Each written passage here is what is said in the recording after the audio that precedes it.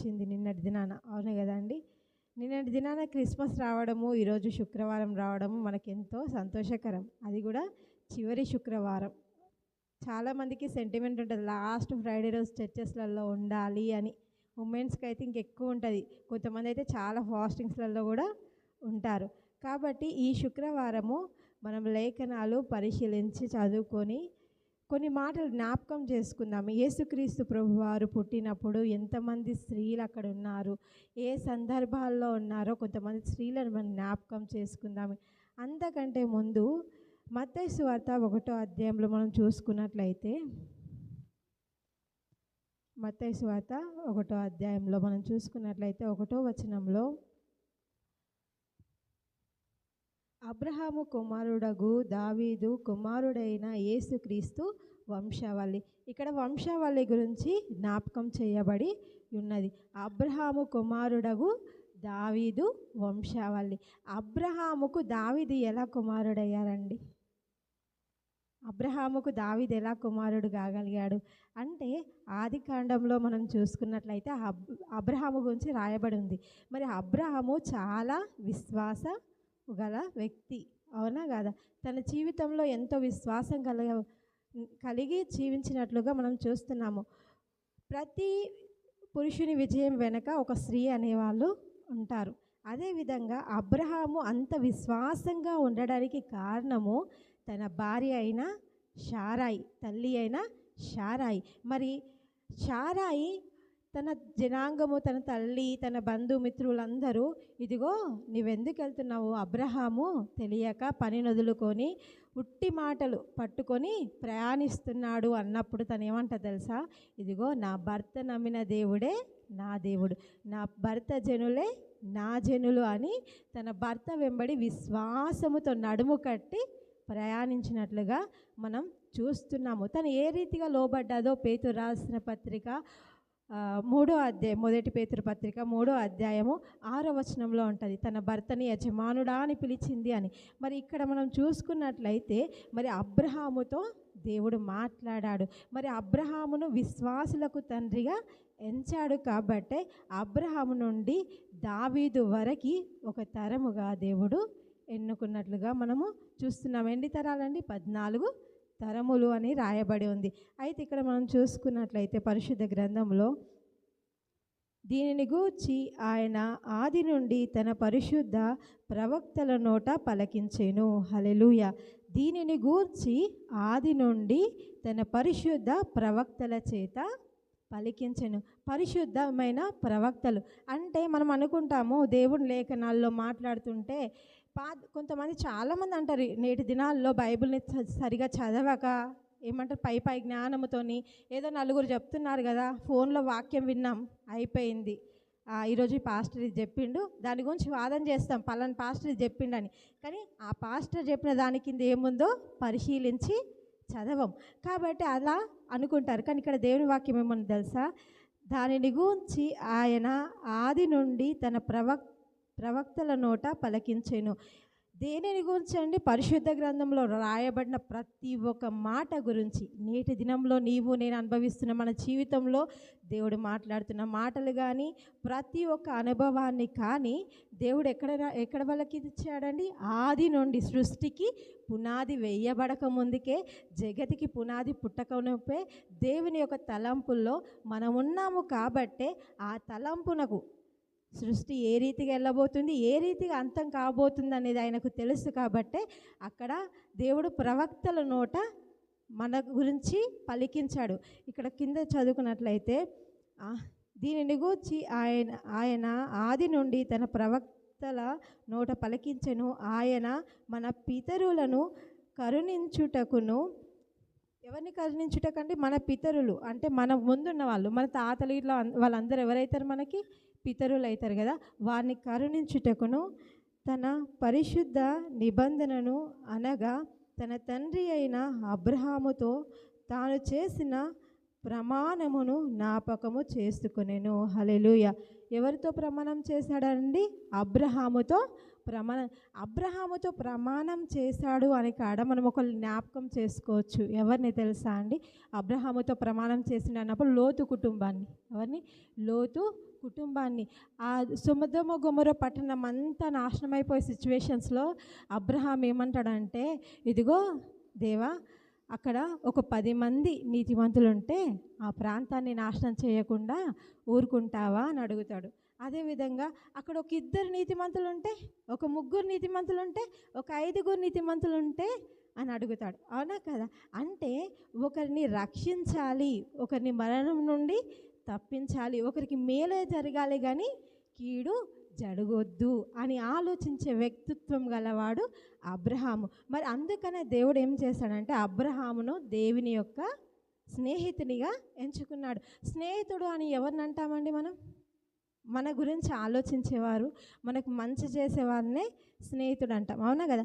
మన లక్షణాలు ఎదుటివానికి ఉంటేనే వానితో మనం సహవాసం చేస్తాము. మరి అలానే దేవుని యొక్క స్నేహితుడు అనిపించుకున్నాడు. ఎవరు? అబ్రహాము. మరి అబ్రహాము దేవుని యొక్క స్నేహితుడు అనిపించుకున్నట్లుగా లేఖనాల్లో చూస్తున్నాం. కాబట్టి దేవుడు అబ్రహాము నుండి మొదలుపెట్టాడు. అదేవిధంగా లేఖనాల్లో చూసుకున్నట్లయితే దేవుడు దావీదుని ఏమన్నాడండి? నా హృదయానుసారుడు. దేవుని యొక్క హృదయాన్ని ఎరిగినవాడు. దేవుని హృదయాన్ని ఎరిగి ఉన్నాడని ఒక చిన్న సందర్భాన్ని మనం జ్ఞాపకం చేసుకోవచ్చు. అది ఏంటి అని అంటే, యుద్ధం జరుగుతుంది. ఆ సందర్భంలో యుద్ధం జరిగినప్పుడు అందరుండి యుద్ధం చేయడానికి భయపడతాడు. కానీ దావీదు ఏమంటాడండి? ఇదిగో యుద్ధము యెహోవాదే అని యుద్ధమునకు వెళ్తాడు. అంటే ఇదిగో నా దేవుని దూషించినా కానీ, నా దేవుని నామాన్ని దూషించినా కానీ నేను ఒప్పుకోను అని తను యుద్ధమునకు వెళ్తాడు. అంటే మన దేవుడు ఏమై ఉన్నాడు? యుద్ధము చేసేవాడు. యూదా శృతిగోత్రపు సింహమై ఉన్నాడు ఆయన. అవునా కాదా? యూదా శృతిగోత్రపు సింహమై ఉన్నాడు. మరి ఆయన శృతిగోత్రపు సింహం అయినప్పుడు ఆయన నామాన్ని నీచంగా తగ్గిస్తే, నీచంగా ఎంచుతే ఆయన ఊరుకుంటాడా అండి? ఊరుకోడు. ఆయనకి ఎంత రోషం వస్తుంది. ఆ యొక్క రోషము ఎవరిలో ఉందండి? దావీదులో ఉంది. అవునా కాదా? మరి అందుకనే దేవుడు ఏమన్నాడు? నా హృదయానుసారుడు. అంటే దేవుని హృదయాన్ని అక్కడ చూశాడు. కాబట్టి దేవుడు అబ్రహాము నుండి దావీదు వరకు ఎంచాడు. అదేవిధంగా ఇవన్నీ కూడా జరిగినాక దేవుడు ఒకటి ఆలోచించాడండి. మనుషులు భూమి మీద బ్రతుకుతున్నారు. కొంతమంది దేవుని రాజ్యాన్ని రాగలుగుతున్నారు, కొంతమంది రాలేకపోతున్నాడు. మరి ఈ సందర్భంలో అసలు సృష్టిలో ఎంతోమందిని దేవుడు ఎన్నుకున్నప్పటికీ కూడా ఎన్నో ఒక దగ్గర పాపము చేసి దేవుని యొక్క చిత్తాన్ని నెరవేర్చలేకపోయారు. ఆ సమయంలో దేవుడు ఏం చేస్తాడు అని అంటే, దేవుడు తన కుమారుణ్ణే ఈ లోకానికి పంపించాలి అనుకున్నాడు. ఆయన ఈ లోకానికి పంపించాలనుకొని ఒక పరిశుద్ధురాలైన స్త్రీని ఎన్నుకున్నాడు. ఆయన పరిశుద్ధురాలైన స్త్రీని ఎందుకు ఎన్నుకోవాలి? ఎందుకు ఆ రీతిగా కన్యక గర్భవతి అయి కుమారుణ్ణి కనాలి, ఈ లోకానికి రావాలి అంటే ఆదికాండము 3వ అధ్యాయం 6వ వచనము. ఆదికాండము 3వ అధ్యాయం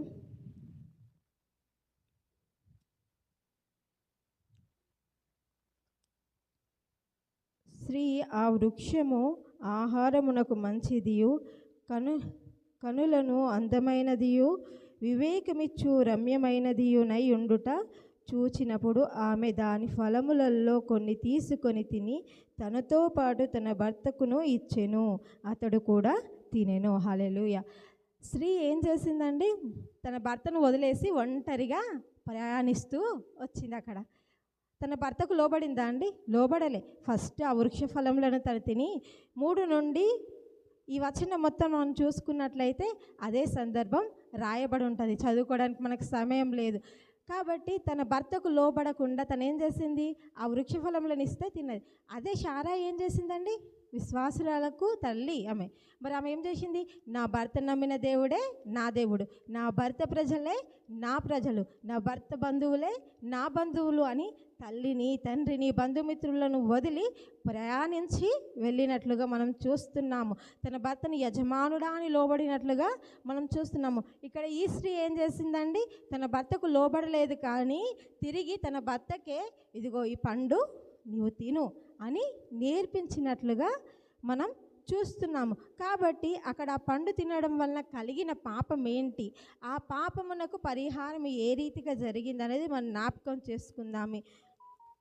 16వ వచనము, మూడో అధ్యాయం ఆదికాండము 16వ వచనము. ఆయన స్త్రీతో, నీ ప్రసవమును నీ గర్భవేదనయు నేను మిక్కిలి హెచ్చించెదను, వేదనతో నీవు పిల్లల్ని కందువు, నీ భర్త ఎడల నీకు వాంఛ కలుగును, అతడు నిన్ను ఏలునని చెప్పెను. హల్లెలూయా. ఇక్కడ ఏం చూస్తున్నామండి? ఇదిగో నీ ప్రసవ వేదనయు నీ గర్భవేదనయు మిక్కిలి హెచ్చింపబడును. అంటే అక్కడ ప్రసవం అనేది శపింపబడినట్లుగా మనం చూస్తున్నాము. దేవుడు వాళ్ళకు విధించిన శిక్ష అని ఇక్కడ రాయబడి ఉంది లేఖనాల్లో చూస్తే. అదేవిధంగా భార్య భర్తల మధ్యలో కలుగు వాంఛ కూడా దేవుని యొక్క శాపము నుండే వచ్చినది. మరి దేవుడు ఎంతోమందిని పంపించాడు. అబ్రహాము దేవునితో సహవాసం చేశాడు, అవునా కాదా? లేఖనాల్లో చూస్తే ఇక్కడ దేవుడు ఏమనుకున్నాడంటే, ఏదెను వనంలో ఈ 8వ వచనం ఇక్కడ కింద మనం చూసుకున్నట్లయితే, వారు ఏదెను వనంలో ప్రయాణిస్తుండగా వారితో సహవాసం చేయాలి అనుకున్నాడు. కానీ వారు ఏం చేశారో ఆ వృక్ష ఫలములను తిని దాక్కున్నారు. ఏం చేశారు? దాక్కున్నారు. కానీ అబ్రహాం ఏం చేశాడండి? దేవునితో సహవాసం చేశాడు. దేవునితో సహవాసం అంటే ప్రార్థన. మనము ప్రార్థిస్తే దేవునితో సహవాసం చేసినట్లే. అబ్రహాము దేవుని యొద్ద ప్రార్థించేవాడు, దేవునితో సహవాసం చేశాడు. అదేవిధంగా తను ఏమైంది? విశ్వాసులకు, విశ్వాసురాళ్లకు తల్లిగా, తండ్రిగా వారు ఆశీర్వదింపబడ్డారు. అదే ఆశీర్వాదం పొందుకోవాల్సింది ఎవరై ఉండేనంటే అవ్వ. ఎవరు అండి? అవ్వ పొందుకోవాల్సింది ఉండే. కానీ తను ఏం చేసింది? తను కోల్పోయింది. తను ఆ విశ్వాసాన్ని నిలబెట్టుకోలేకపోయింది. దుష్టుని ఆలోచన చొప్పున నడవద్దు అని కీర్తనల గ్రంథం ఏ రీతిగానైతే సెలవిస్తుందో, అదే దుష్టుని ఆలోచన చొప్పున నడిచి ఈ యొక్క సృష్టికి ఎంతో పాపాన్ని మిగిలించినట్లుగా మనం చూస్తున్నాము. మరి శారయి తన భర్తకు లోపడి అదేవిధంగా విశ్వాసులకు తల్లిగా నిలిచినట్లుగా మనం చూస్తున్నాము. అదేవిధంగా ఆ పాపం ఏ రీతిగా పోయింది అని అంటే, లూకాసు వార్త 1వ అధ్యాయము 41-42 వచనాలు. ఎలిషబెతు మరియ యొక్క వందన వచనములు వినగానే ఆమె గర్భములోని శిశువు గంతులు వేసెను. అంతటా ఎలిషబెతు పరిశుద్ధాత్మతో నిండుకొనినదై బిగ్గరగా ఇట్లనెను, స్త్రీలలో నీవు ఆశీర్వదింపబడిన దానవు, నీ గర్భఫలమును ఆశీర్వదింపబడెను. హల్లెలూయా. ఏమైందండి? ఇక్కడ స్త్రీలలో తను ఆశీర్వదింపబడినట్లుగా మనం చూస్తున్నాము. అదేవిధంగా తన గర్భఫలము కూడా ఆశీర్వదింపబడింది. మనమందరము కూడా ఆశీర్వదింపబడాలి అని అంటే తల్లి అయిన మరియ వలె పరిశుద్ధులుగా మనము జీవించాలి. ఆత్మీయమైన ఫలాలను మనం భుజించేవారిగా ఉండాలి. ఆమె ఎంతో మాదిరి కలిగి జీవించింది. ఇక్కడ మనం కొన్ని వచనాల్లో ముందు చూసినట్లయితే, ఇదే లూకాసు వార్త 1వ అధ్యాయం మొత్తం మనం చదువుకున్నట్లయితే, తను ప్రార్థిస్తున్నప్పుడు ఇదిగో ఎలిషబెతు కూడా గర్భం ధరించింది, నీ దూర బంధువురాలైన ఎలిషబెతు కూడా గర్భం ధరించింది అని చెప్పినట్లుగా మనం చూస్తాము. దేవుని యొక్క దూత వచ్చి ఆ సందర్భంలో, అంటే ప్రార్థనతో దేవునితో స్త్రీలమైన మనము సహవాసము చేస్తే దేవుడు మనల్నే కాదు మన పిల్లల్ని, పిల్ల తరాలను కూడా ఆశీర్వదించేవాడిగా ఉన్నాడు. కాబట్టి మనము దేవునితో సహవాసం చేయాలి. శారా సహవాసం చేసింది, విశ్వాసులకు తల్లిగా ఆశీర్వదింపబడ్డది. అదేవిధంగా మరియా సహవాసం చేసింది దేవుని చిత్తాన్ని నెరవేర్చుటకు ఒక మార్గదర్శకురాలైన స్త్రీగా తను ఉన్నట్లుగా మనం చూస్తున్నాము. అదేవిధంగా ఎలిషబెత్ గారిని కూడా మనం జ్ఞాపకం చేసుకోవచ్చు. తను కూడా ఎంతో మాదిరి కలిగిన స్త్రీగా ఉంది. అందుకనే వృద్ధాప్యమునందు ఎలానైతే శారాకు దేవుడు వృద్ధాప్యంలో సంతానం ఇచ్చిండో ఆ రీతిగా ఎలిషబెత్ గారికి కూడా వృద్ధాప్యంలో తను గొడ్రాలని పిలిపించుకొని ఎన్నో నిందలు పొందుతున్న సమయంలో దేవుడు తన గర్భాన్ని తెరిచినట్లుగా తనకు కూడా ఒక మంచి ప్రవక్త అయిన యోహానుని ఇచ్చినట్లుగా మనం చూస్తున్నాము. అదేవిధంగా లూకాసు వార్త 33 నుండి 38 వచనాలు మనం చూసుకున్నట్లయితే హన్న, ప్రవక్త అయిన హన్నాను చూస్తాము. తను రేయింబవలు దేవుని మందిరంలో ప్రార్థిస్తూ కనిపెడుతూ ప్రార్థించిన స్త్రీ. తను ఏం చేసింది? కనిపెట్టి ప్రార్థించింది, కనులారా చూసి పొందుకున్న స్త్రీ. ఆ స్త్రీని చూసి మనం ఎన్నో నేర్చుకోవాలి. మరి తన వలె మనం దేవుని మందిరములో రేయింబవలు మనం ప్రార్థించకున్నా కానీ దేవుడు మనకిచ్చిన పరిశుద్ధ గ్రంథాలను చదువుతూ అనుదినము మనం ఒక సమయాన్ని పెట్టుకొని దేవుని సన్నిధిలో మనం ఉండాలి. ఇక్కడ మనం చూసుకున్నట్లయితే సృష్టి ఆరంభములో స్త్రీ ద్వారా ఒక పాపము జరిగినందుకు దేవుడు ఎంతోమంది స్త్రీలను నిలబెట్టుకున్నాడు, ఎన్నుకున్నాడు. మనం అనుకుంటాము కొన్నిసార్లు మన జీవితంలో కొన్ని జరిగిపోతే అరే ఈ మిస్టేక్ జరగకుంటే బాగుండు అనుకుంటాం, అవునా కదా? కానీ ఆ మిస్టేక్ ద్వారా దేవుడు చేసే అద్భుతం చాలా గొప్పదిగా ఉంటుంది. ఒకటి కోల్పోయినామంటే దానికంటే అత్యధికంగా దేవుడు మన జీవితంలో ఇస్తాడు. మనం జ్ఞాపకం చేసుకుంది కొంతమంది స్త్రీలనే, కానీ ఇంకెంతోమంది స్త్రీలు అక్కడ ఉన్నాడు. ఎందుకు అనంటే చాలామంది మనం జ్ఞాపకం చేసుకుంటాం. ఏంటి? క్రిస్మస్ రాగానే క్రిస్మస్ పండుగ అయింది, మరియ గారు అని జ్ఞాపకం చేసుకుంటాం. కానీ ఆ మరియలోని ఎంత మర్మము దాగి ఉన్నదనేది మనము తెలుసుకోవాల్సిన అవసరం ఉంది. మనము ఈ రీతిగా స్త్రీలుగా ఉండడానికి దేవుడు పురుషుని ఎన్నుకోవచ్చు, కానీ స్త్రీని ఎన్నుకోవడానికి కారణం ఏంటి అంటే స్త్రీ నుండి పుట్టిన పాపాన్ని స్త్రీ నుండే తొలగివేయాలి. అప్పుడే దేవుని రాజ్యానికి వెళ్ళడానికి ప్రతి ఒక్కరు అర్హులుగా మారుతారు. ఒకప్పుడు స్త్రీ పుట్టుక నుండే మనుషుడు పాపము చేశారు అని చెప్తాం. కానీ యేసుక్రీస్తు ప్రభుని నమ్మిన వారు ఎవ్వరే కానీ పుట్టుకతో పాపం చేసిన వారు కారు అని దేవుని వాక్యం సెలవిస్తుంది. కాబట్టి ఈ వాక్యాన్ని బట్టి మనమందరం జ్ఞాపకం చేసుకోవాల్సింది ఏంటంటే దేవుని తట్టు ప్రార్థన చేస్తూ మన జీవితాలను, మన పిల్లల భవిష్యత్తులను కట్టాల్సిన బాధ్యత స్త్రీలైన మన మీద ఉంది. మన భర్తలను దేవుని తట్టు తిప్పాల్సిన బాధ్యత స్త్రీలైన మన మీద ఉంది. శారాయి జీవితాన్ని బట్టి మనం ప్రార్థన చేసుకుందాం. తలలు వంచి కళ్ళు మూసుకొని కొన్ని ప్రార్థన విన్నపములు ఉన్నాయి, సమయం అయిపోతుంది కాబట్టి ప్రార్థన చేసుకుందాం. తలలు వంచి కళ్ళు మూసినట్లయితే ప్రార్థన చేసుకుందాం. పరిశుద్ధుడా, సర్వోన్నతుడా, సర్వాధికారి, నిత్యుడవగు తండ్రి, సమాధానకర్త, నీకు వందనాలు చెల్లిస్తున్నాం ప్రభా. మీరు జ్ఞాపకం చేసుకోండి తండ్రి. అయ్యా ఇదిగో బైబిల్ గ్రంథంలో ప్రభా అనేకమైన పరిశుద్ధురాలైన స్త్రీలు, గనులైన స్త్రీలు ప్రభా, ఇదిగో తండ్రి ప్రభా జ్ఞానవంతురాలైన స్త్రీలు ప్రభా అనేకులు ఉన్నారు. అయినప్పటికీ నీ ప్రభా ఇదిగో తండ్రి ప్రభా మరి రాజా నువ్వు ఎన్నుకున్న స్త్రీలలో ప్రభా కొంతమందిని మేము జ్ఞాపకం చేసుకున్నాము ప్రభా. అయ్యా సృష్టిలో ప్రభా ఒక స్త్రీ ద్వారా ప్రభా ఇదిగో తండ్రి ప్రభా పాపం పుట్టినప్పుడు అనేక మంది స్త్రీలను ప్రభా ఇదిగో ప్రభా పరిశుద్ధులుగా మీరు తీర్చిదిద్దారు. అయ్యా అందుని బట్టి నీకు వందనాలు ప్రభా. మరి వారిలోని మంచితనాన్ని, వారిలోని పరిశుద్ధతను ప్రభా, వారిలోని యథార్థను ప్రభా మేము నేర్చుకొని గ్రహించి ప్రభా మా జీవితాల్లో మాదిరిగా మేము ఉండుటకు సహాయాన్ని దయచేయండి. అయ్యా ఇదిగో తండ్రి ప్రభా మరి రాజా మరి తండ్రి అయ్యా మరి ఆదిలో ప్రభా అవ్వ చేయాల్సిన సహవాసము ప్రభా అయ్యా ఇదిగో అవ్వ లోబడివలసిన విధానంలో ప్రభా శారాయి లోబడినట్లుగా మేము చూస్తున్నాము. అయ్యా తన భర్తకు లోబడి ఉంది ప్రభా ఇదిగో తండ్రి ప్రభా. అదేవిధంగా ప్రభా తను ప్రభా ఇదిగో మరి మంచి బహుమానం పొందుకొని ప్రభా విశ్వాసులకు తల్లిగా ఆశీర్వదింపబడ్డది. అయ్యా అదేవిధంగా ప్రభా మరియ ప్రభా తన కన్యత్వములో ప్రభా పరిశుద్ధురాలిగా ఉండి ప్రభా ఎన్నో ప్రభా నిందలు అవమానాలు భరిస్తూ ప్రభా ఇదిగో లోకరక్షకుడు అయినా నిన్ను ప్రభా ఈ యొక్క ప్రభా లోకమునకు పరిచయం చేసి ప్రభా ఇదిగో తను పరిశుద్ధురాలైన స్త్రీగా, మాదిరికరమైన స్త్రీగా తను నిలిచినట్లుగా మేము చూస్తున్నాము.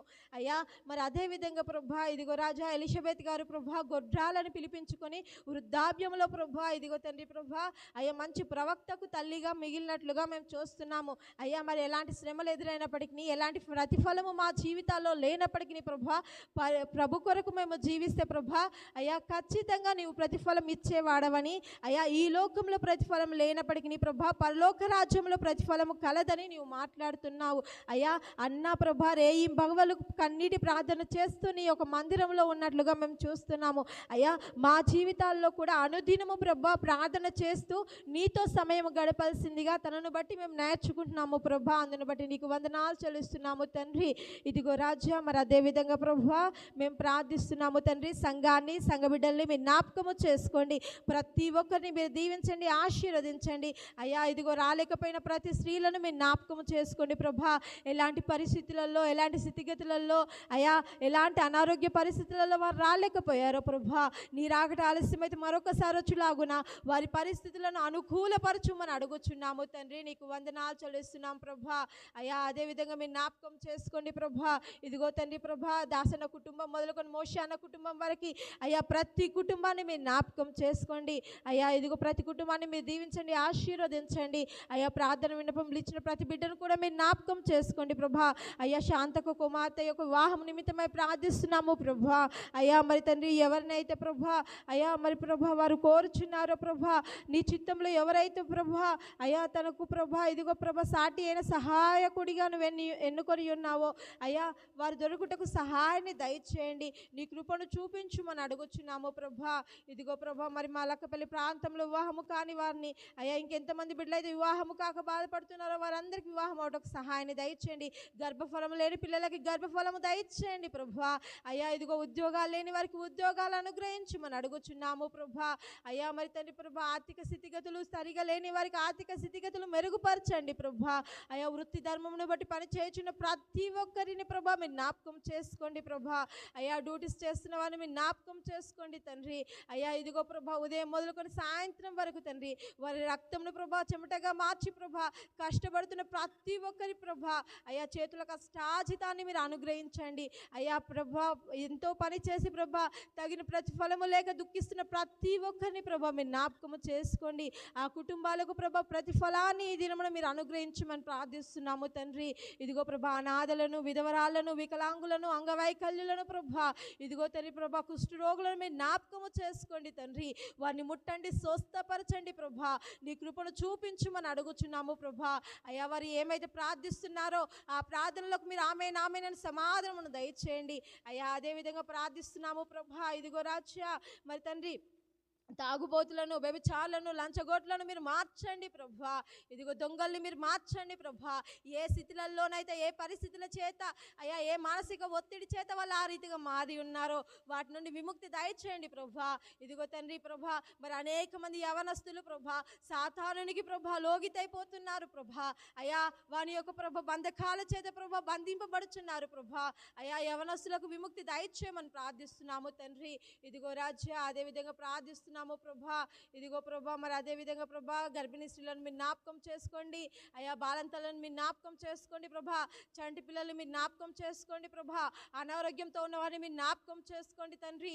అయ్యా చక్కటి ఆరోగ్యాలని బలాలని వారికి అనుగ్రహించమని ప్రార్థిస్తున్నాము ప్రభా. ఇదిగో ప్రభా ఇంకే ప్రార్థన విన్నపంలో అవుతున్నాయో వాటన్నిటిని పేరు పైన మీరు జ్ఞాపకం చేసుకోండి. అయ్యా ఇదిగో రాజకీయ నాయకుల్ని మీరు జ్ఞాపకం చేసుకోండి, అధికారులను మీరు జ్ఞాపకం చేసుకోండి. అయ్యా ఇదిగో ప్రపంచ రాజకీయ నాయకులను మీరు జ్ఞాపకం చేసుకోండి, దేశాల రాజకీయ నాయకులను మీరు జ్ఞాపకం చేసుకోండి ప్రభా. అయ్యా ఇదిగో ప్రభా జిల్లాల రాజకీయ నాయకులను ప్రభా మీరు జ్ఞాపకం చేసుకోండి, మండలాల రాజకీయ నాయకులను మీరు జ్ఞాపకం చేసుకోండి ప్రభా, గ్రామాల రాజకీయ నాయకులను మీరు జ్ఞాపకం చేసుకోండి ప్రభా. అయ్యా వారికి మంచి జ్ఞానము, తెలివి, ఆరోగ్యమును దయచేయండి. అయ్యా ప్రజలను మంచిగా పరిపాలించు ప్రభా, ఆలోచన మీరు అనుగ్రహించండి. అయ్యా మరి ప్రభా న్యూస్ విన్నట్టయితే ప్రభా అనేక ప్రాంతాల్లో అనేక గ్రామాల్లో అనేక అపాయకరమైన వార్తలు మేము వింటున్నాము.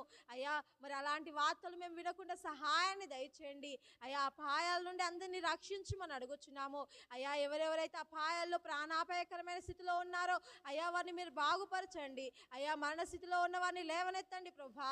మరణించిన వారి కుటుంబాలకు ఆదరణ, ఓదార్పు దయచేయమని ప్రార్థిస్తున్నాము తండ్రి. అయ్యా ఇదిగో తండ్రి మా యొద్ద ఇంకా ప్రభా అయ్యా ప్రార్థన విన్నపంలో ఉన్నాయి వాటిని మీరు జ్ఞాపకం చేసుకోమని అడుగుచున్నాము ప్రభా. ప్రతి ప్రార్థన విన్నపంలోకి మీరు ఆమేన్ ఆమేనని సమాధానమును దయచేయమని ప్రార్థిస్తున్నాము తండ్రి. అయ్యా ఇదిగో సేవకులను, సేవకురాలను, సమస్తలను, క్రైస్తవులను మీరు జ్ఞాపకము చేసుకోండి అయ్యా. ఇదిగో తండ్రి ప్రభా, క్రైస్తవులుగా ఉన్న ప్రతి ఒక్కరికి నీ కంచె కాపుదల దయచేయండి అయ్యా. నీ అగ్ని కంచె వేయండి ప్రభా.